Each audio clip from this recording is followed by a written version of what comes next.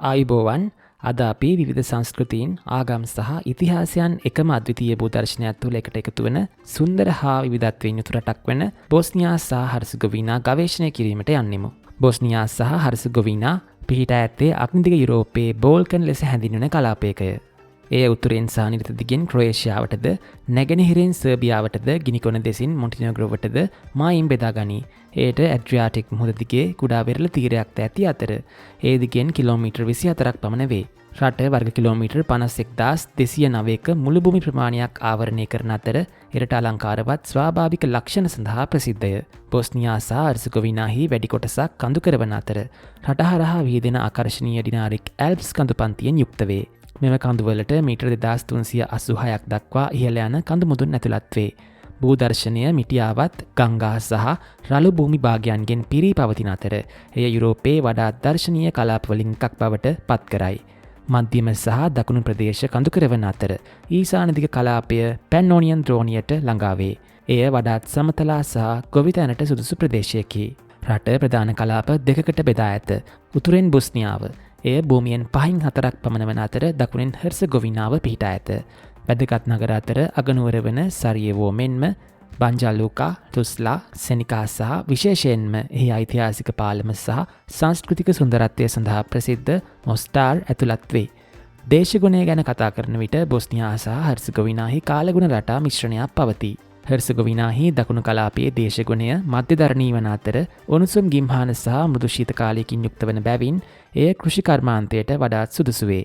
ඊට වෙනස්ව මධ්‍යම සහ උතුරු ප්‍රදේශවල සීතල ශීත ඍතුවක් සහිත සහ උණුසුම් ගිම්හානයක් සහිත මහද්වීපික දේශගුණයක් පවතී. උස් ස්ථාන නිසා කඳුකර ප්‍රදේශ සිසිල්වීමට නැඹුරු වේ.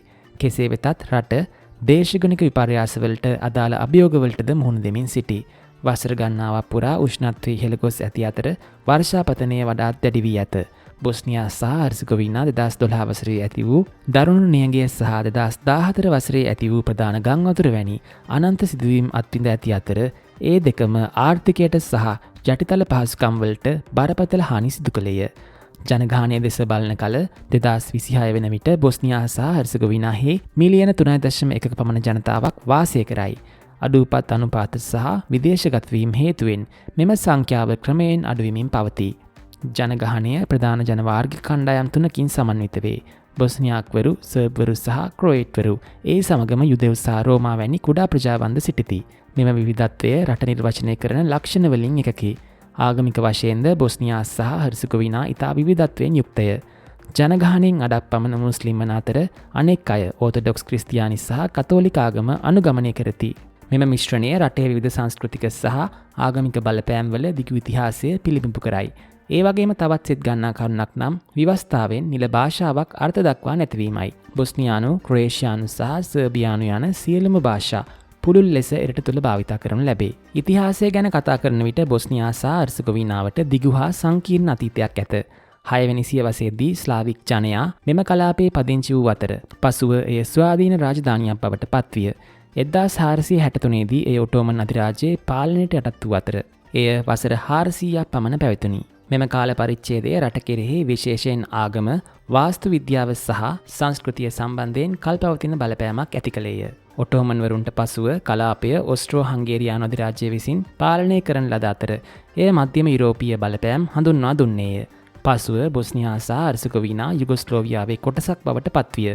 1990 දශකයේ මුල් භාගයේදී යුගොස්ලෝවියාව බිඳ වැටීමෙන් පසුව රට 1992 සිට 1995 දක්වා විනාශකාරී යුද්ධයක් අත්විඳින ලදී. මෙම ගැටුමෙන් පසුව එය එහි විවිධ ජනගහනය නියෝජනය කිරීම සඳහා නිර්මාණය කරන ලද සංකීර්ණ දේශපාලන ක්‍රමයක් සහිත ස්වාධීන රාජ්‍යයක් ලෙස ඉස්මතු විය. අද බොස්නියා සහ හර්සගෝවිනා විවිධ ආයතන අතර බලය බෙදා ගන්නා පාර්ලිමේන්තු ප්‍රජාතන්ත්‍රවාදයක් ලෙස ක්‍රියාත්මක වේ. මෙම ක්‍රමය එහි විවිධ වාර්ගික සහ දේශපාලන කණ්ඩායම්වල අවශ්‍යතා සමතුලිත කිරීමට රට දරන උත්සාහය පිළිබිඹු කරයි. දැන් අපි මේ රටේ සංස්කෘතිය ගැන කතා කරමු. බොස්නියා සහ හර්සගෝවිනාහි සංස්කෘතිය පෙරදිග සහ අපරදිග සම්ප්‍රදායන්හි පොහොසත් මිශ්‍රණයකි. මේ බලපෑම්වල මිශ්‍රණය අද්විතීය සංස්කෘතික භූදර්ශනයක් නිර්මාණය කරයි. බොස්නියානු ආහාර කලාව මෙම මිශ්‍රණය සඳහා තවත් කදිම උදාහරණයකි. එය තුර්කි, මධ්‍යධරණී සහ මධ්‍යම යුරෝපීය ආහාර පිසීමේ අංග ඒකාබද්ධ කරයි. ආහාර සාමාන්‍යයෙන් සැහැල්ලු වන අතර එළවලු, බෝංචි සහ කිරි නිෂ්පාදන වැනි නැවුම් අමුද්‍රව්‍ය වලින් සාදා ඇත. කුළුබඩු ප්‍රවේශමයෙන් භාවිතා කරනු ලබන අතර ස්වාභාවික රසයන් අභිබවා යාමට වඩා ඒවා වැඩි දියුණු කරයි. කලාව, සංගීතය සහ ක්‍රීඩාව සඳහාද රටේ ප්‍රබල පැවැත්මක් ඇත. බොස්නියා සහ හර්සෙගෝවිනා 1992 වසරේ සිට ස්වාධීන රටක් ලෙස ඔලිම්පික් උළෙලට සහභාගී වන නමුත් එය තවමත් පදක්කමක් දිනාගෙන නොමැත. බොස්නියා සහ හර්සෙගෝවිනා රාජ්‍ය ප්‍රථම වරට 1992 වසරේදී තමන්ගේම දජය යටතේ ගිම්හාන ඔලිම්පික් උළෙල සඳහා ක්‍රීඩක ක්‍රීඩිකාවන් ඉදිරිපත් කළේය. එම රට බිඳී යන තෙක් බොස්නියානු ක්‍රීඩකයන් යුගොස්ලෝවියානු දජය යටතේ තරඟ වැදුණි. ඇන්දෝරා, මෝල්ටා සහ මොනාකෝ සමගින් බොස්නියා සහ හර්සෙගෝවිනා යනු මෙතෙක් ඔලිම්පික් පදක්කමක් දිනා නොමැති වර්තමාන යුරෝපීය සහභාගී වන්නන් සිව් දෙනාගෙන් එක් රටකි. බොස්නියා සහ හර්සෙගෝවිනාහි දේශපාලනය නිර්වචනය වන්නේ පාර්ලිමේන්තු නියෝජිත ප්‍රජාතන්ත්‍රවාදී රාමුවක් මගිනි. එහිදී බොස්නියා සහ හර්සෙගෝවිනාහි ජනාධිපති මණ්ඩලය විසින් නම් කරනු ලබන අමාත්‍ය මණ්ඩලයේ සභාපතිවරයා රජයේ ප්‍රධානියා වේ. විධායක බලය ක්‍රියාත්මක කරනු ලබන්නේ බොස්නියා සහ හර්සෙගෝවිනාහි අමාත්‍ය මණ්ඩලය සහ ජනපති මගිනි. ව්‍යවස්ථාදායක මණ්ඩලය, අමාත්‍ය මණ්ඩලය සහ බොස්නියා සහ හර්සෙගෝවිනා පාර්ලිමේන්තු මන්ත්‍රී මණ්ඩලය යන දෙකම වෙත පැවරී ඇත. ව්‍යවස්ථාදායක බලය අමාත්‍ය මණ්ඩලය සහ බොස්නියා සහ හර්සෙගෝවිනා පාර්ලිමේන්තු මන්ත්‍රී මණ්ඩලය යන දෙකම වෙත පැවරී ඇත. පාර්ලිමේන්තු මන්ත්‍රී මණ්ඩලයේ සමාජිකයන් තෝරා ගනු ලබන්නේ සමානුපාතික නියෝජිත ක්‍රමයකට අනුවය. අධිකරණය විධායකයන් සහ ව්‍යවස්ථාදායකයන් ස්වාධීන වේ. බොස්නියා සහ හර්සෙගෝවිනාහි ජාතික දජය මධ්‍යම නිල් පැහැති ශේෂ්ත්‍රයකින් සමන්විත වන අතර එම ශේෂ්ත්‍රය වෙන් කරන කහ පැහැති ත්‍රිකෝණී ත්‍රිකෝණයකින් යුක්ත වේ.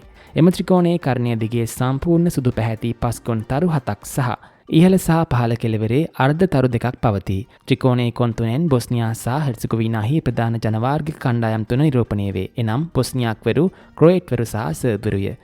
එම ත්‍රිකෝණයෙන් බොස්නියා සහ හර්සෙගෝවිනා දේශ සීමාවේ දළ හැඩයද නිරූපණය කෙරේ. යුරෝපය නිරූපණය කරන තරු සංඛ්‍යාවෙන් අනන්ත වී යුතු බව අදහස් කෙරෙන අතර එම නිසා ඒවා ඉහළ සිට පහළට අකණ්ඩව විහිදෙන ලෙස සකසා ඇත. මෙම දජය බොහෝ විට මධ්‍යස්ථභාවය සහ සාමය සමග සම්බන්ධ වන වර්ණ වලින් සමන්විත වේ. එනම් සුදු, නිල් සහ කහ වර්ණයන්ය. එමෙන්ම ඒවා බොස්නියානු සංස්කෘතිය සහ ඉතිහාසය සමග සාම්ප්‍රදායිකව සම්බන්ධ වූ වර්ණද වේ. මෙහි ඇති නිල් පැහැති පසුබිම යුරෝපා සංගමයේ දජය සිහිපත් කරවන්නකි.